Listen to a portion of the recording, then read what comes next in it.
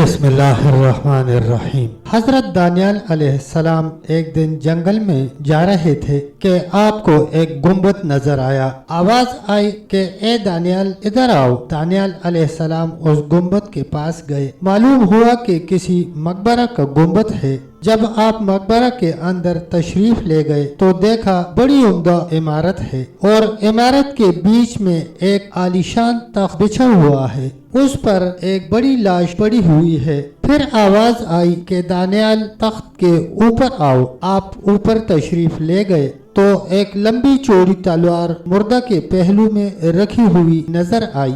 उस पर ये इबारत लिखी हुई नजर आई कि कौम याद से एक बादशाह हूँ। खुदा ने 1300 साल की मुझे उम्र अता फरमाई। 12,000 मैंने शादियां की और 8,000 बेटे हुए। लातादाद खजाने मेरे पास थे। इस कदर नेमतें लेकर भी मेरे नफ्स ने खुदा का शुक्र अदा न किया, बल्कि उल्टा कुफ्र करना शुरू किया और खुदाई का दावा करने लगा। खुदा ने मेरी हिदायत के लिए एक पैगंबर को भेजा। हर चंद उन्होंने मुझे समझाया मगर मैंने कुछ न सुना। अंजाम कार वो पैगंबर मुझे बद्दुआ देकर चले गए। हक ताला ने मुझ पर और मेरे मुल्क पर कहत मुसल्लत कर दिया। जब मेरे मुल्क में कुछ पैदा न हुआ तब मैंने दूसरे मुल्कों में हुक्म भेजा कि हर एक किस्म का गला और मेवे मेरे मुल्क में भेजे जाएं। बमुअज्जब मेरे हुक्म के हर किस्म का गला और मेवा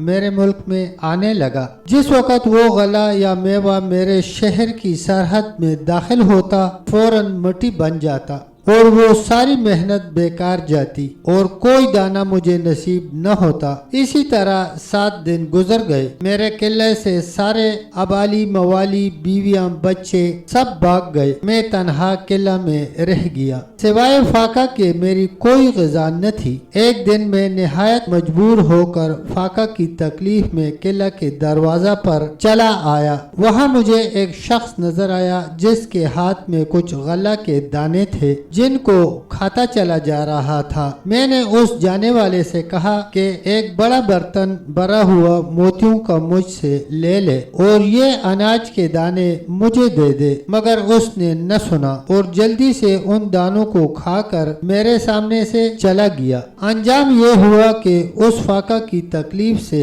मैं मर गया। ये मेरी दास्तान और सरगुज़श्त है। जो शख्स मेरा हाल सुने वो कभी दुनिया के करीब न आए। खुदा से तकसीम की नेमत पाकर फिर उसकी नाशुक्री करना इंतहाई नाआकबत अंदेशी है और अल्लाह की नाशुक्री से भूख, फाका, कहत और मुख्तलिफ किस्म की बलाएं नाजल होती हैं। और ये भी मालूम हुआ कि इंसान चाहे कितनी बड़ी उम्र पाले एक दिन उसने मरना जरूर है। तब तक दोस्तों इतना ही।